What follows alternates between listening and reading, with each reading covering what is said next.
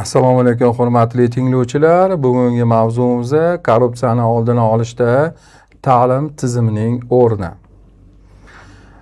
Bugungi mavzuimiz 3 ta rejadan iborat. Korrupsiyaga qarshi kurash sohasidagi normativ huquqiy hujjatlar, ya'ni o'sha qonun, farmon, qarorlar haqida ketadi. Korrupsiyani oldini olishda ta'limning roli va 3-rejamiz halollik vaksinasi deb nomlanadi. Korrupsiya atamasi lotinchadan olingan bo'lib, eskirish, chirish, tizimni izdan chiqarish degan ma'noni anglatadi. Korrupsiya shaxsning o'z mansab, xizmat mavqeyidan shaxsiy manfaatlarni yoki o'zga shaxslarning manfaatlarini ko'zlab, moddiy yoki nomoddiy naf olish maqsadida qonunga xilof foydalanishi yoki bunday nafni taqdim etishi tushuniladi.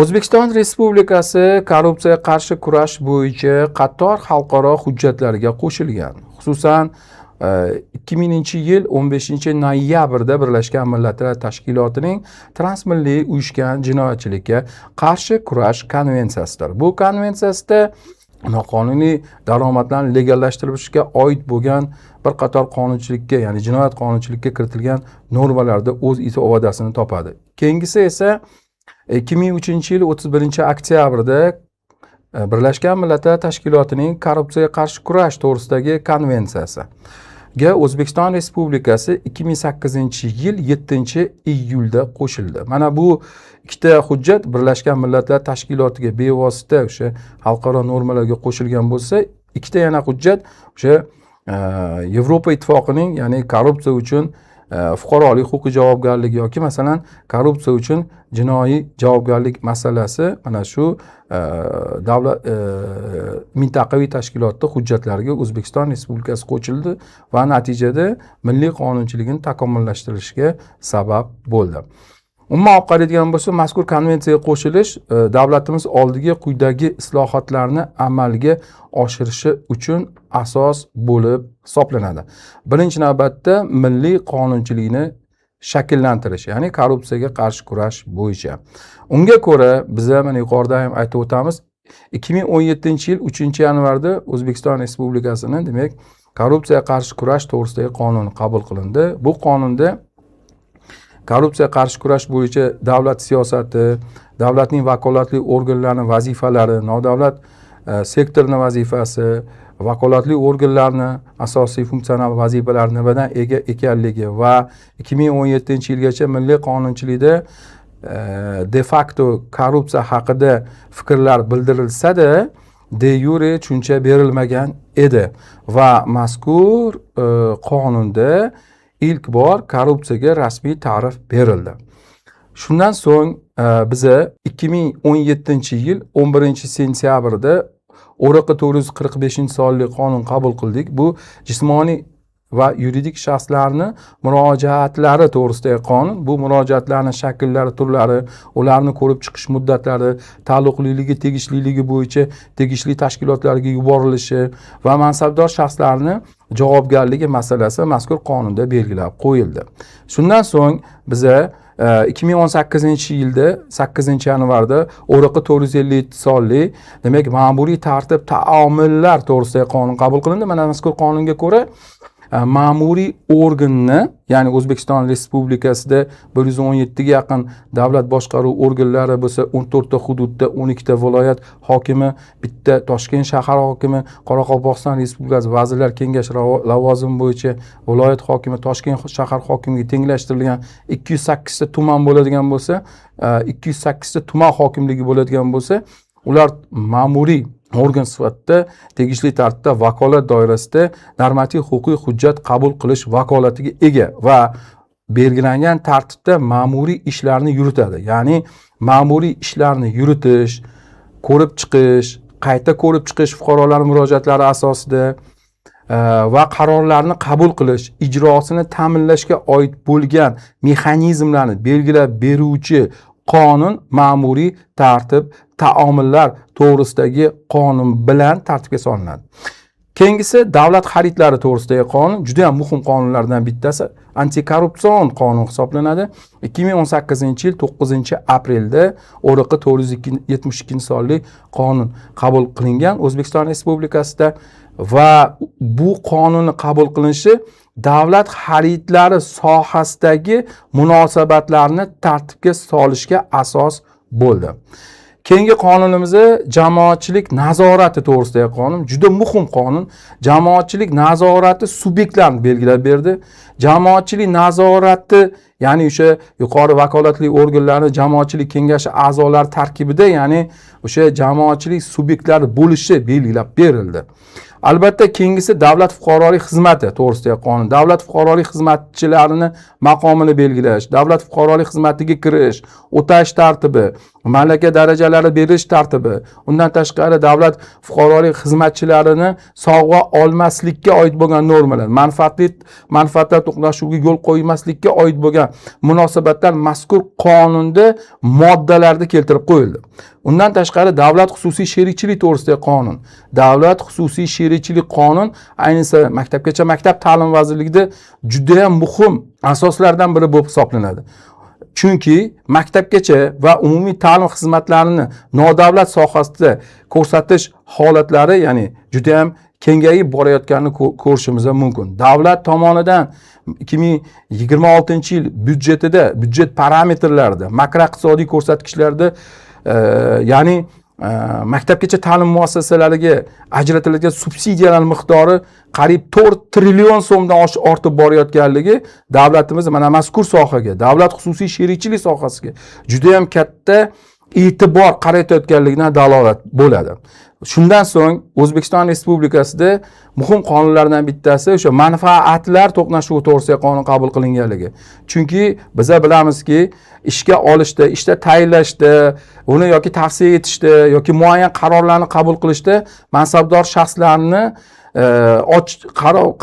qarorlarni manfaatlar to'qnashuviga yo'l qo'ymagan holda qabul qilishi jamiyatni rivojlanishiga, sohani taraqqiyotiga juda ham muhim hissa qo'shadi deb o'ylaymiz. Chunki manfaatlar to'qnashuviga yo'l qo'ymaslik jamiyatda o'sha boshqaruvda ochiqlik, shaffoflikni, qonuniylikni ta'minlashga muhim asoslardan biri bo'lib hisoblanadi. Ta'limning ahamiyati juda ham muhim element hisoblanadi. Chunki ta'lim orqali biz mana shu korrupsiyaga qarshi kurash bo'yicha axloqiy qadriyatlarni shakllantirishga erishamiz. Ya'ni talaba va o'quvchilarda adolat, mas'uliyat kabi qadriyatlar bilan tarbiyalaymiz va uni jinoyat sodir etganda uni huquqiy oqibatlari haqida bilim va amaliy ko'nikmalarga ega bo'lishadi. Ta'lim orqali biz tinglovchilarga, bilim oluvchilarga, talabalarga, ya'ni huquqiy bilim beramiz. Albatta, u yerda huquqiy bilim orqali huquqiy ong va madaniyat shakllanib boradi.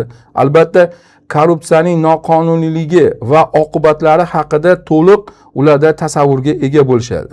Albatta, bu tasavvur orqali ularda nazariy va amaliy ko'nikmalar shakllanishi natijasida ularda tanqidiy fikrlash rivojlanishiga sabab bo'ladi. Endi umuman olib qaraydigan bo'lsak, albatta korrupsiyaga qarshi kurashda ta'limning roli haqida gapirar ekanmiz.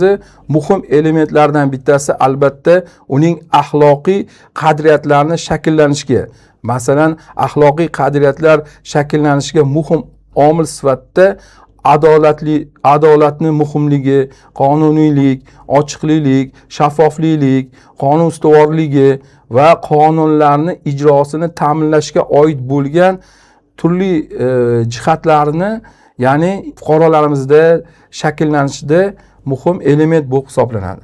Albatta, huquqiy bilim bu nafaqat bu talabalarda, balki fuqarolarning huquqiy ongi madaniyatini yuksaltirishga sabab bo'ladigan muhim omil bo'lib hisoblanadi. Sababi hozirgi kunda axborot asrida axborotdan to'g'ri foydalanish, uni uzatish va uni saqlashga oid bo'lgan normativ huquqiy hujjatlar bor. Albatta, mana bu elementlardan foydalanishda albatta fuqarolar shuni bilishlari kerakki, albatta o'zlari qonuniy manfaatlari yo'lida foydalanayotganlarda o'zgalarni qonuniy huquq va manfaatlariga daxldor bo'lmagan holda foydalanishlari talab etiladi. Undan tashqari tanqidiy fikrlash. Umuman tanqidiy fikrlash bu juda muhim element hisoblanadi, chunki bilamizki manfaatlar to'qnashuviga yo'l qo'yayotgan holatda buni oqibatini oldindan ko'ra bilish yoki pora olish, pora berish, pora olish berishda vositachilik qilish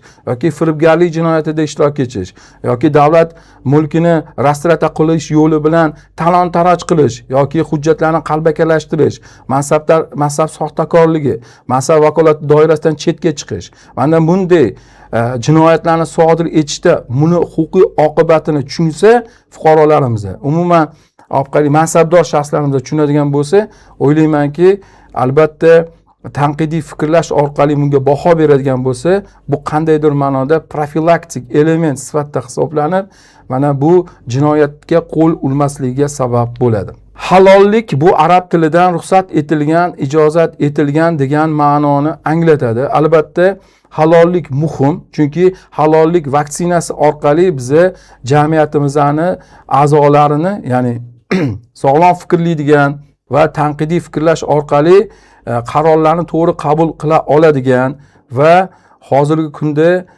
aynan o'sha aytadigan bo'lsak, turli korrupsion elementlarni uchmaydigan va bunga immunitet hosil qiladigan, demak, sog'lom fikrlaydigan shaxs sifatida shakllanishida muhim element bo'lib hisoblanadi.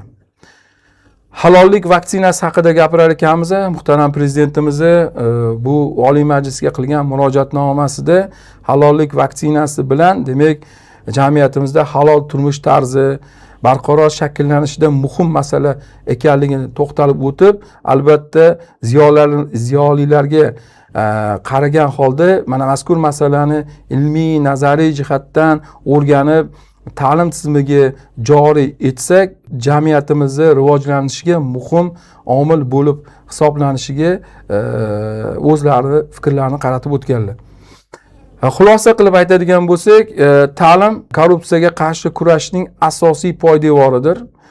Axloqiy qadriyatlarni shakllanishda, aholini o'sha aytayotgandek, yuqorida ta'kidlab o'tdik, demak, immunitetini, korrupsiyaga qarshi halollik vaksinasini emlash orqali immunitetini shakllanishida va fuqarolarimizni ongi, mas'uliyatini va halol fuqarolarning demak, dunyo qarashini shakllanishda muhim omil bo'lib hisoblanadi.